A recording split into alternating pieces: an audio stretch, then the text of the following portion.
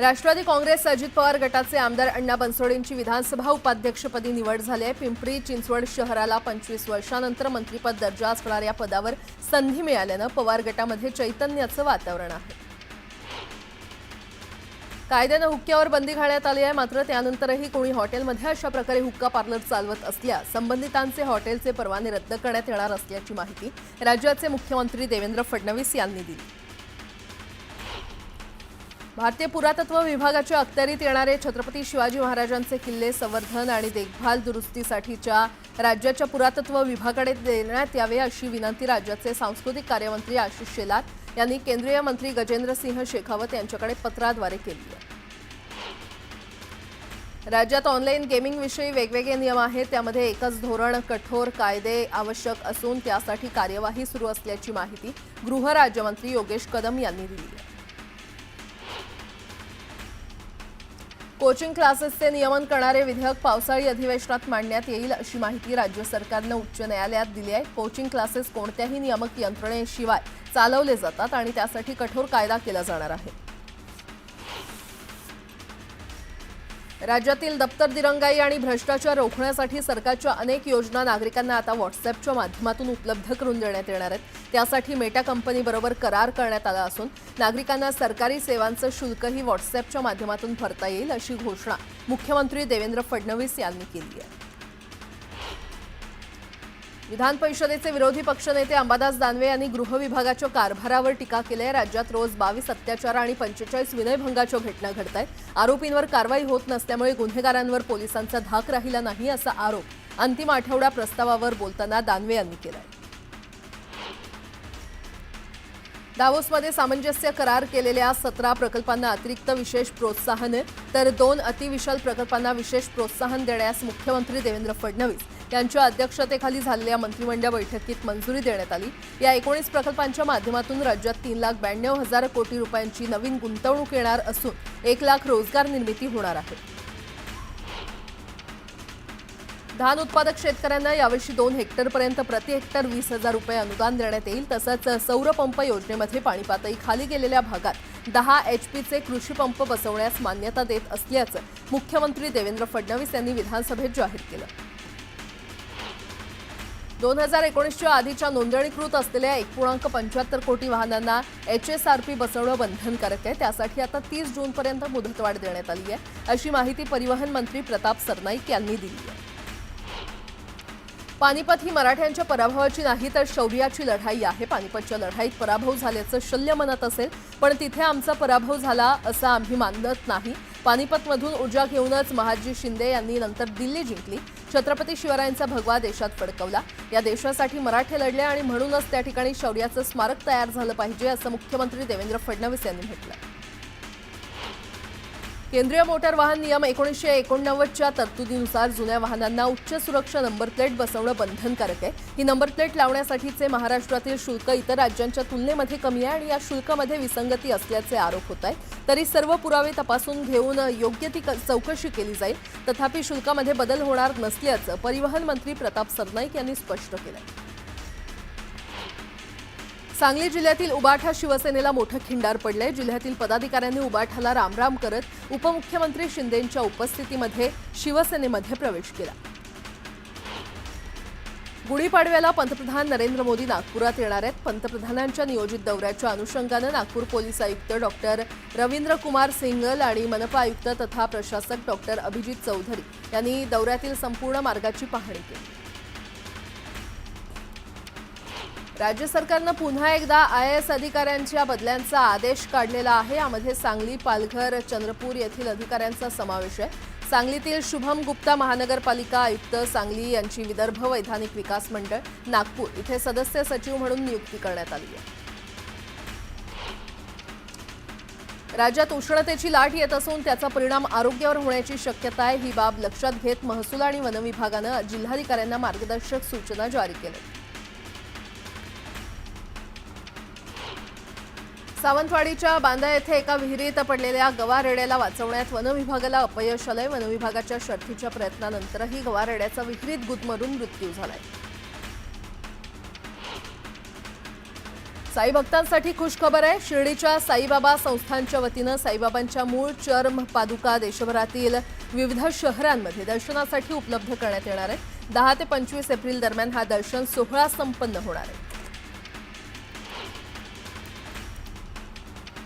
कुणाल कामरा विरोधात कारवाई करण्याची मागणी करत अकोला शहरातील शिवसैनिकांनी कोतवाली पोलीस ठाण्यात तक्रार दाखल केली आहे। अपमानास्पद शब्द वापरल्याचं तक्रारीमध्ये नमूद करण्यात आलं।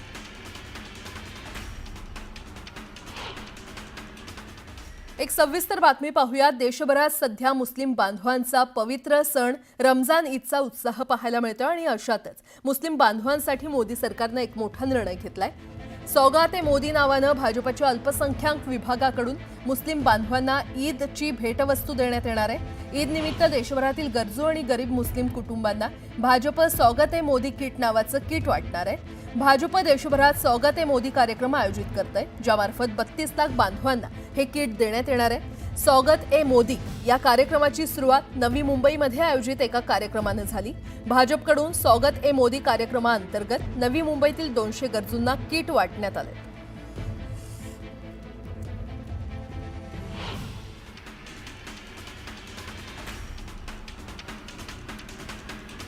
टीव्ही डिबेटवर नागपूर दंगलीबाबत पक्षाची बाजू मांडल्यानं भाजप प्रवक्ते अजय पाठक यांना जीवे मारण्याची धमकी देण्यात आली। सिरियातून त्यांना जीवे मारण्याची धमकी देण्यात आली असून पाठक यांनी सीताबर्डी पोलीस ठाण्यात तक्रार दाखल केली आहे। तुमचे मूळ खाते असलेल्या बँकेशिवाय इतर बँकेच्या एटीएम मधून पैसे काढणं 1 मे पासून महागणार आहे। पैसे काढण्याच्या प्रत्येक व्यवहारावरील एटीएम इंटरचेंज शुल्क 2 रुपयांनी वाढवण्यास रिझर्व्ह बँकेनं परवानगी दिली आहे। याचा अर्थ दुसऱ्या बँकेच्या एटीएम मधून एक वेळचे पैसे काढण्यावर यापुढे 17 रुपयांऐवजी 19 रुपये शुल्क मोजावं लागेल। संभाजीनगर शहराची तहान भागवणाऱ्या 1200 मिलीमीटरच्या जलवाहिनीवरील एअर व्हॉल्व्ह ट्रकचा धक्का लागल्यानं लिकेज झालं आणि यामुळे तब्बल 12 तास शहराचा पाणी पुरवठा बंद होता। त्यामुळे शहरात जलसंकट निर्माण झाले। मुंबई विद्यापीठात देशातील पहिलं कार्बन डेटिंग कालमापन केंद्र पूर्ण क्षमतेनं कार्यान्वित झालंय। सुमारे 20 कोटी खर्चून उभारलेल्या या केंद्रामुळे 50,000 वर्षांपूर्वीच्या इतिहासाची अचूक कालगणना करणं शक्य होणार आहे। मुंबईतील तापमानात घट कायम असून पारा 35च्या आत असल्याचं भारतीय हवामान खात्यानं सांगितलंय। मुंबईच्या कमाल तापमानात घट असली तरी उकाडा कायम आहे। देशातील प्रमुख राज्यात हेक्टरी ऊस उत्पादकतेमध्ये महाराष्ट्र देशात 8व्या स्थानी आहे। अर्थात उत्पादनातील घटीचा हा परिणाम आहे। असं असलं तरी ऊसाखालील क्षेत्रात 40 वर्षात सातत्यानं वाढ झाली आहे। राज्यातील 1513 प्राथमिक दूध उत्पादक संस्था अवसायनांत गेलेल्या आहेत आणि राज्यातील 36 जिल्ह्यांमध्ये सध्या 12,368 दूध संस्था असून 141 संस्थांना टाळं लागलंय। गुढीपाडव्याच्या मुहूर्तावर मुंबई महानगरपालिकेनं 50 बचत गटांना एकत्र आणून पुरणपोळी महोत्सव सुरू केलाय। यासाठीची नोंदणी सुरू झाली असून मुंबईकरांना 28 मार्चपर्यंत पुरणपोळीसाठी नोंदणी करता येणार आहे। गुढीपाडव्याच्या दिवशी 30 मार्चला ग्राहकांना पुरणपोळी घरपोच मिळणार आहे। गेल्या 13 वर्षांपासून फक्त कागदावर असलेलं ठाणे महापालिकेचं पार्किंग धोरण आता प्रत्यक्षात साकारणार आहे। नव्यानं हे धोरण ठरवणार असून लवकरच शहरात विविध ठिकाणी सर्वेक्षण सुरू होणार आहे। या धोरणानंतर ठाण्यातील विविध 168 रस्त्यांवर 11,931 गाड्यांचं पार्किंग करण्याची सोय उपलब्ध होणार आहे। देशावर मागील 10 वर्षात विदेश कर्ज तब्बल $250 अब्ज वाढलेलं आहे। लोकसभेत विचारलेल्या प्रश्नाला उत्तर देताना अर्थमंत्री निर्मला सीतारमण यांनी ही माहिती दिली आहे। 2022 आणि 2024 या कालावधीत देशभरात रॅगिंगचे बळी वाढलेत। अहवालानुसार 3 वर्षात रॅगिंगमुळे तब्बल 51 विद्यार्थ्यांचे बळी गेलेत, तर रॅगिंगच्या तक्रारींची संख्या 3156 वर गेली आहे। पश्चिम रेल्वेनं आपले सर्व विभाग आणि आस्थापना भंगारमुक्त करण्याचं उद्दिष्ट ठेवलंय। या विशेष मोहिमेअंतर्गत प्रशासनानं 2024-25 या आर्थिक वर्षात भंगार विकून तब्बल 507.78 कोटी रुपये कमावले। महाराष्ट्र राज्य लॉटरी बंद करण्याचा कोणताही प्रस्ताव सरकारच्या विचाराधीन नाही। महाराष्ट्र राज्य लॉटरी नियमितपणे सुरू आहे असं लेखी उत्तर उपमुख्यमंत्री अजित पवार यांनी दिलं। मुंबईतील केईएम रुग्णालयासह राज्यभरातील रुग्णालयांची महात्मा फुले आणि आयुष्मान योजनेची थकीत बिलांची रक्कम येत्या 8 दिवसात सरकार देणार आहे, अशी ग्वाही आरोग्यमंत्री प्रकाश आंबेडकर यांनी दिली आहे। अस्वच्छता, दाट लोकवस्ती आणि आजाराबाबतच्या गैरसमजुतीमुळे धारावी क्षयरोगाच्या विळख्यात अडकली आहे. प्राथमिक उपचाराकडे दुर्लक्ष होत असल्यानं तिथे प्रतिरोधक क्षयरोगाचे सरासरी 300 रुग्ण सापडत आहेत. हा आकडा जगात सर्वाधिक असल्याचं एका अहवालातून समोर आलं. पुणे बँगलोर राष्ट्रीय महामार्गावर कराड तालुक्यातील वहागावमध्ये रस्त्याचं काम सुरू आहे. यावेळी ठेकेदारांनी खोदलेल्या खड्ड्यामुळे एसटी बसची 2 चाकं महामार्गावरून खाली गेली. चालकानं वेळीच प्रसंगावधान राखल्यानं मोठा अनर्थ टळला. सोलापूरच्या शांतीनगर परिसरात प्लास्टिक कारखान्याला आग लागली. आगीमध्ये कारखान्याचं मोठं नुकसान झालं, मात्र आगीचं कारण अद्याप अस्पष्ट आहे. आणखी एका आरोपीच्या घरावर बुलडोझर चालवण्याची तयारी नागपूर महानगरपालिकेनं केलेली आहे. नागपूर दंगल प्रकरणात आरोपी शेख नाझीम याचं बिनाकी इथलं घर बांधकाम अवैध असल्यानं पालिकेनं नोटीस पाठवली आहे. लाडकी बहीण योजनेतील लाभार्थी महिलांच्या कागदपत्रांची पडताळणी सुरू असून अनेक जिल्ह्यातील लाभार्थी महिलांची संख्या कमी होती आहे. याच पडताळणीमध्ये पुण्यातून मोठी अपडेट समोर आली आहे. पुण्यातील 16,000 लाडक्या बहिणींचे आधार क्रमांक जुळत नसल्याची माहिती समोर येते. वित्त विधेयक लोकसभेत 2025 मंजूर झालंय. अर्थमंत्री निर्मला सीतारामन यांनी सुधारित वित्त विधेयक 2025 सादर केलं. या सुधारणांमध्ये ऑनलाईन जाहिरातींवरील 6% डिजिटल कर रद्द करणं समाविष्ट आहे. याशिवाय इतर 34 दुरुस्त्या समाविष्ट आहेत. आता हे विधेयक राज्यसभेत सादर केलं जाणार आहे. 50,000 रुपयांपर्यंतच्या छोट्या कर्जावर बँकांनी जास्तीचं शुल्क आकारू नये असे आदेश भारतीय रिझर्व्ह बँकेनं व्यावसायिक बँकांना दिले. छोट्या कर्जदारांना अनावश्यक ओझ्यापासून वाचवण्याच्या उद्देशानं हे आदेश देण्यात आले. स्टँडअप कॉमेडियन कुणाल कामराबाबत यूपीचे मुख्यमंत्री योगी आदित्यनाथ यांनी भूमिका मांडली आहे. अभिव्यक्ती स्वातंत्र्य हे कुणालाही वैयक्तिक लक्ष्य करण्यासाठी असू शकत नाही असं योगी म्हटलं. अभिनेत्री आणि खासदार कंगना रनौत हिनं कॉमेडियन कुणाल कामराचा चांगलाच समाचार घेतलाय. सहमत असाल किंवा नसाल, मात्र अशा पद्धतीनं मजा घेणं योग्य नाही. हे कायद्याच्या विरोधात आहे. अशा पद्धतीनं कुणाविषयी बोलणं चुकीचं आहे असा हल्लाबोल तिनं केला. दिल्लीकरांना लवकरच अस्सल देवगड आणि रत्नागिरी हापूस आंब्याची चव चाखायला मिळणार आहे. दिल्लीमध्ये सुरू होणाऱ्या आंबा महोत्सवाच्या उद्घाटनाला उपस्थित राहण्यास पंतप्रधान नरेंद्र मोदी यांनी मान्यता दिली. ही संकल्पना मोदींना आवडल्यामुळे त्यांनी या महोत्सवाला येण्याची तयारी दर्शवली. सोमेश्वर सहकारी साखर कारखान्यानं चालू गाळप हंगामातील ऊसासाठी प्रतिटन 3,173 रुपये एफआरपी देण्याचा निर्णय घेतलाय. आतापर्यंत 2,800 रुपये सभासदांच्या खात्यावर वर्ग केलेत. उर्वरित 373 रुपये आणि 31 मार्चपूर्वी सर्व रक्कम सभासदांच्या खात्यावर वर्ग करण्यात येणार आहे. कोल्हापुरात वादळी वाऱ्यासह पावसानं हजेरी लावली. अचानक आलेल्या पावसानं नागरिकांची तारांबळ उडाली. गडहिंग्लजमध्ये मुसळधार पाऊस झाला. त्यामुळे रस्त्यांवर पाणी साचलं असून याचा वाहतुकीवर परिणाम झाल्याचं पाहायला मिळालं. बारामतीतल्या सातव चौकात एका कारनं पेट घेतला. सुदैवानं यात जीवितहानी झाली नाही, मात्र या आगीमध्ये कारचं मोठं नुकसान झालं. कर्मचारी भविष्य निर्वाह निधी संघटना आता यूपीआयद्वारे पीएफ दाव्याची प्रक्रिया वेगवान करणार आहे. यूपीआय मे महिन्याच्या अखेरीस ईपीएफओ प्रणालीमध्ये जोडलं जाईल. याचा फायदा 7 कोटी ईपीएफ सदस्यांना होईल. त्यांना त्यांचे पैसे पीएफ खात्यात त्वरित हस्तांतरित करता येतील असं सांगितलं जातं. नाशिक जिल्ह्यामध्ये उन्हाळ कांद्याची 37,000 क्विंटल इतकी आवक झाली आहे. तर छत्रपती संभाजीनगर बाजारात 895 क्विंटल इतकी आवक झाली. कांद्याची आवक वाढल्यानं शेतकऱ्यांसह व्यापाऱ्यांमध्ये आनंदाचं वातावरण आहे. राज्यातील बाजार समितीमध्ये गव्हाची आवक 29 क्विंटल 871 झाली. त्याला सर्वसाधारण दर हा 2,793 रुपये प्रति क्विंटल इतका मिळाला. बाजारात अर्जुन, बन्सी, हायब्रिड, लोकल आणि शरबती या जातीच्या गव्हाची आवक मोठ्या प्रमाणात झाली. बाजारात आजही मोठ्या प्रमाणात तुरीची आवक वाढली आहे. तुरीला समाधानकारक भाव मिळत असल्यानं शेतकऱ्यांसह व्यापाऱ्यांमध्ये देखील आनंदाचं वातावरण निर्माण झालंय.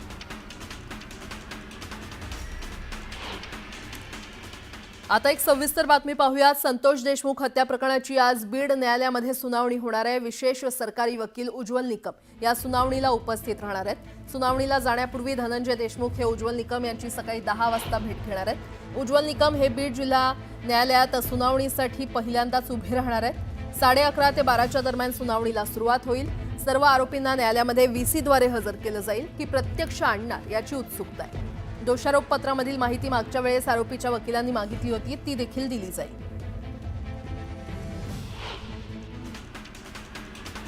राज्यातील पुढील हंगामात ऊस लागवड क्षेत्रात मोठी वाढ होणार असल्याचा अंदाज व्यक्त करण्यात येतोय। राज्यात यंदा सरासरीपेक्षा अधिक ऊस क्षेत्र असून पुढील साखर हंगाम चांगला राहणार असल्याचा अंदाज कृषी विभागानं दिलाय। राज्यातील बाजार समितीमध्ये हरभऱ्याची आवक 22,843 क्विंटल झालेली आहे। त्याला सर्वसाधारण दर हा 5,473 रुपये प्रति क्विंटल इतका मिळाला। बाजारात बोल्ड, चाफा, हायब्रिड, गरडा, काबुली, काट्या, लाल, लोकल आणि पिवळा या जातीच्या हरभऱ्याची आवक झाली। सध्या सुरू असलेली रस्त्यांची कामं पूर्ण करण्यासाठी मुंबई महानगरपालिका प्रशासनानं कंत्राटदारांना 31 मेची अंतिम मुदत दिली आहे। तोपर्यंत येत्या 70 दिवसात ही कामं पूर्ण करा, त्यासाठी नियोजन करा असे आदेश देण्यात आलेले आहेत।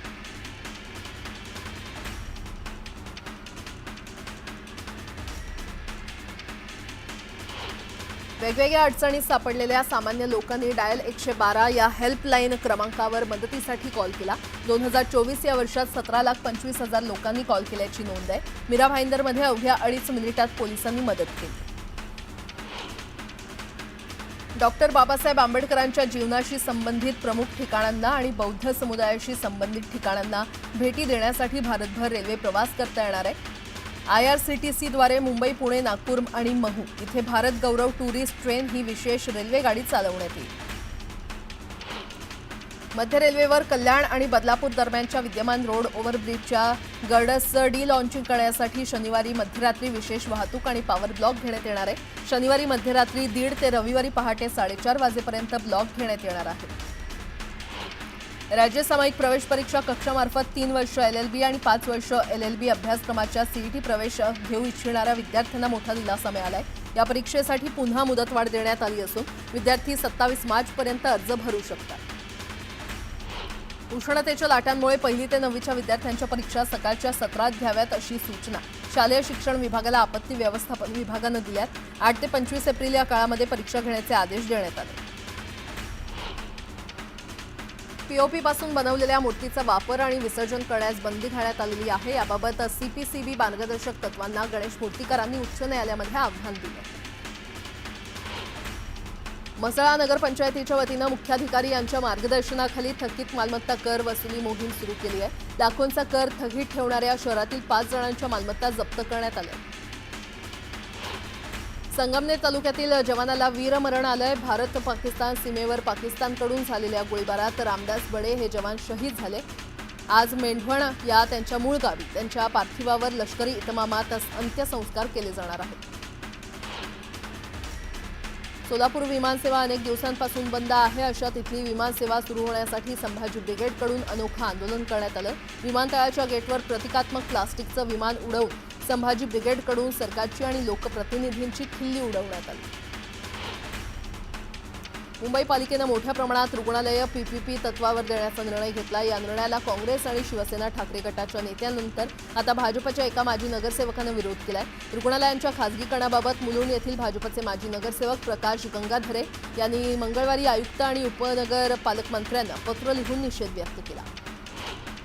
हवामानातील बदलाचा कोकणातील हापूस उत्पादनावर परिणाम झालाय। अपेक्षित थंडी न पडल्यानं पहिल्या बहरातील मोहोर गळून पडला। त्यामुळे हापूस आंबा पीक 30 ते 40% घटणार आहे।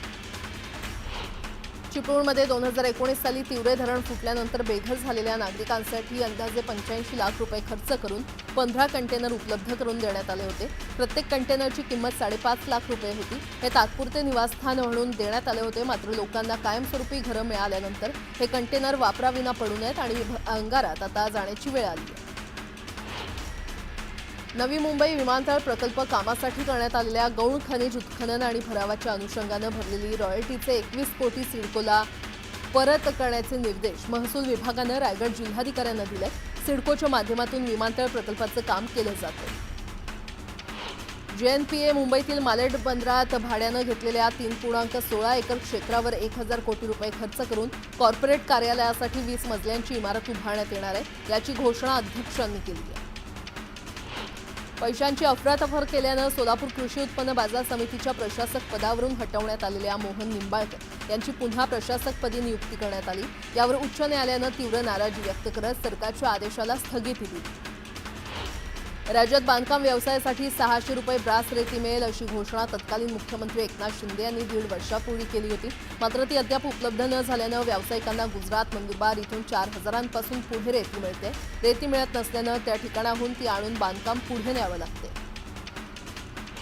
रेडी रेकनरच्या दरात 1 एप्रिलपासून 10% दरवाढ होत असल्यानं खरेदी विक्री व्यवहारासाठी दुय्यम निबंधक कार्यालयात गर्दी होते.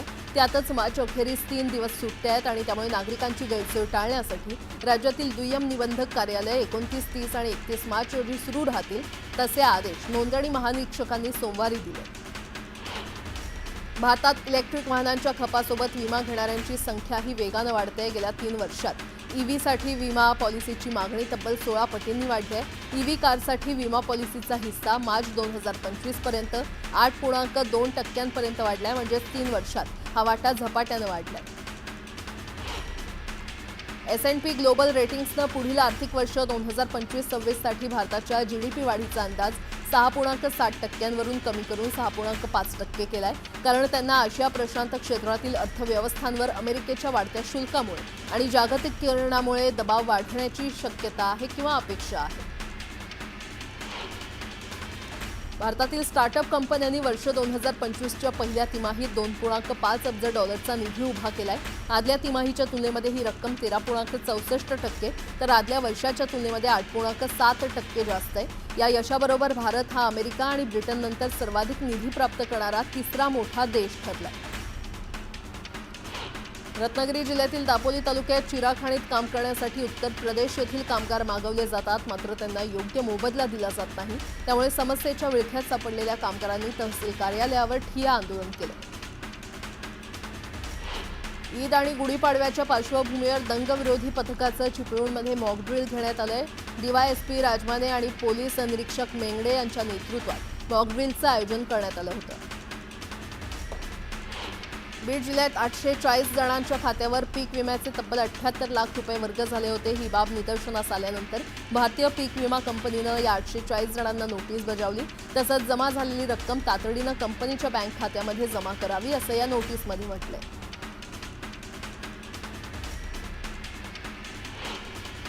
सांगलीच्या वाळवामध्ये गांजा विक्रीसाठी आलेल्या तिघांच्या मुसक्या आवळण्यात आल्या. तिघांकडून 8 लाख किमतीचा 28 किलो गांजा जप्त करण्यात आलाय. तर या गांजाचे हैदराबाद कनेक्शन आढळले.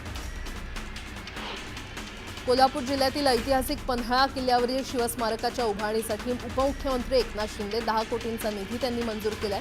कोल्हापूर जिल्ह्यातील आमदारांची आणि शिवप्रेमींची ही मागणी मान्य करत शिवस्मारकाच्या कामासाठी तात्काळ या निधीला मंजुरी दिली. याबाबतचा शासन निर्णय तात्काळ काढण्यात येऊन तो आमदारांना सुपूर्द करण्यात आला. प्रधानमंत्री आवास योजनेअंतर्गत खासगी विकासकांना भागीदारी प्रकल्प सुरू होण्यापूर्वीच ॲडव्हान्समध्ये 50 कोटी रुपयांचा निधी वितरित करण्यात आल्याचा अहवाल म्हाडाकडून प्राप्त झालाय. गृहनिर्माणचे मुख्य सचिवांकडून छाननी सुरू असून त्यांच्या अभिप्रायानंतर जबाबदारी निश्चित करून दोषींवर कारवाई करण्यात येईल असं पर्यटन मंत्री शंभूराज देसाई यांनी विधान परिषदेत सांगितलं. मुंबई गोवा महामार्गावरील कशेडी घाटाला पर्यायी असलेल्या दोन्ही बोगद्यातून गळती सुरू आहे. 1.5 वर्षापूर्वी सुरू झालेल्या एका बोगद्यातील गळती थोपवण्याचा राष्ट्रीय महामार्गाचा प्रयत्न फोल ठरला असून नुकताच सुरू झालेल्या दुसऱ्या बोगद्यातून देखील पाण्याची गळती सुरूच आहे. मिरजेपाठोपाठ सांगली शहराला देखील अवकाळी पावसानं झोडपून काढलंय. वादळी वारा आणि पडलेल्या पावसामुळे अनेक ठिकाणी विद्युत पुरवठा देखील खंडित झाला होता. तर या पडलेल्या अवकाळी पावसामुळे शहरातील जनजीवन आणि आठवडी बाजारांवर परिणाम झाला. पुणे दांडेकर पूल येथे जलवाहिनी फुटल्यानंतर मंगळवारी पाणीपुरवठा विस्कळीत होता. आज संध्याकाळनंतर काम पूर्ण झाल्यानंतर रात्री उशिरा शिवाजीनगर आणि सदाशिवपेठ परिसरातील पाणीपुरवठा सुरळीत होईल. तर नागरिकांच्या सोयीसाठी जास्त वेळ पाणी सोडलं जाईल असं पाणीपुरवठा विभागाच्या अधिकाऱ्यांनी सांगितलं. ऐन रमजानमध्ये सुकामेव्यातील काही पदार्थांचे दर दुपटीनं वाढले आहेत. वाढलेल्या महागाईनं शिरखुर्माचा गोडवा कडवटलाय. बाजारातील खरेदी विक्रीवर देखील त्याचा परिणाम झालाय. यंदाच्या गुळ हंगामाच्या शेवटी गुळाला चांगला दर मिळत असल्याचं चित्र गुळ कोल्हापूर बाजारात आहे. गेल्या 15 दिवसांपासून येथील बाजार समितीचा गुळ बाजार तेजीच्या दरात स्थिर आहे. गुळाचा दर हा 4200 ते 4500 रुपये प्रति क्विंटल इतका आहे. अहिल्यानगरमध्ये चोरांचं आणि दरोड्यांचं प्रमाण वाढलेलं आहे. गुडगाव रोडवरील योगेश चोडिया यांच्या दुकानाचं शटर तोडून चोरीचा प्रयत्न झाला. या प्रकरणात आतापर्यंत 5 आरोपींना अटक करण्यात आली. अहिल्यानगर जिल्ह्यात जलयुक्त शिवार योजनेअंतर्गत 368 गावांमध्ये कामं मंजूर असून 17,000हून अधिक कामं पूर्ण झाली आहेत। या कामांचा आढावा घेऊन नव्यानं मंजूर झालेल्या कामांचं पावसाळ्यापूर्वी त्यांना पूर्ण करण्याचे आदेश अहिल्यानगरचे जिल्हाधिकारी डॉक्टर पंकज आशिया यांनी दिले। बीड जिल्ह्यामध्ये 1034 ग्रामपंचायतीच्या सरपंच पदासाठी आरक्षण सोडत जाहीर करण्यात आली। जिल्ह्याच्या 11 तालुक्यातील तहसील कार्यालयामध्ये ही प्रक्रिया पार पडली। यामध्ये 500 पेक्षा अधिक ग्रामपंचायतीच्या कारभार लाडक्या बहिणी पाहणार आहेत। बदलापूरमधील कोरोना काळातील कोट्यावधी रुपयांचं साहित्य 3 वर्ष धुळखात पडलंय। कोरोना काळातील ऑक्सिजन सिलेंडर, ऑक्सिजन मशीन, खाटा, गाद्या, व्हेंटिलेटर, वैद्यकीय वापरातील लोखंडी स्टँड, मास्क आणि पीपीई किट हे साहित्य गेल्या 3 वर्षांपासून धुळखात पडले। कोल्हापूर जिल्ह्यातील हातकणंगले तालुक्यातल्या इंगळी इथे भूस्खलन झालं। यामध्ये 8 दुकानाच्या टपऱ्या विहिरीत कोसळल्या। यामुळे लाखोंचं नुकसान झालंय। अकोल्यातील नंद गणपती संग्रहालयाच्या सहकार्यानं 2,500 किलो रांगोळीचा वापर करत 23 तासात रांगोळी कलाकार अमृता सेनाड यांनी तब्बल 12,000 फुटांवर गणपती बाप्पाची मनमोहक रांगोळी साकारली आहे। सोलापुरात वाद्यांचा गजर आणि पुष्पवृष्टी करत जिजाऊ रथयात्रेचं जल्लोषात स्वागत करण्यात आलं। यावेळी पारंपरिक वेशात मराठा बांधवांनी सहभाग घेतला। लेझिमच्या सादरीकरणात सोलापुरातून जिजाऊ रथयात्रा काढण्यात आली।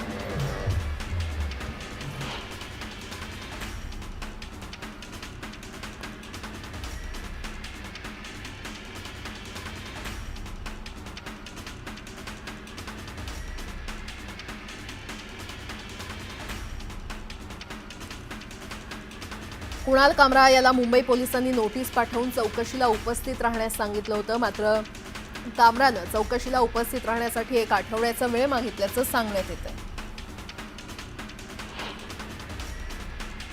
इंडियाज गॉट लेटेंट हा कार्यक्रम चांगलाच वादात सापडला होता। या प्रकरणात स्टँडअप कॉमेडियन समय रैनानं माफी मागितली। जे काही झालं ते शोच्या फ्लोमध्ये बोललं गेलं असं त्यानं म्हटलंय। हरियाणाचे मुख्यमंत्री नायब सैनी यांनी कुस्तीपटू विनेश फोगाटला सरकारी नोकरीची ऑफर दिली। विनेशला 4 करोड रुपये रोख रक्कम, प्लॉट किंवा सरकारी नोकरीची ऑफर देण्यात आली। बिहारच्या गोपालगंजमध्ये जमिनीच्या वादातून हत्या करण्यात आली आहे। हल्लेखोरांनी महिलेवर वार केले। तिला सोडवण्यासाठी आलेल्या पतीसह 2 जण जखमी झाले। उत्तर प्रदेशातील हापूरमध्ये 2 गटात तुफान हाणामारी झाली आहे। जमिनीच्या वादातून हाणामारी झाली आहे। याचा व्हिडिओ सोशल मीडियावर व्हायरल झाला। लखनौमध्ये वेगाचा कहर पाहायला मिळाला। एका भरधाव कारनं स्कूटीवर बसलेल्या भावंडांना जोरदार धडक दिली। या प्रकरणी पोलिसांनी कार चालकाला अटक केली आहे।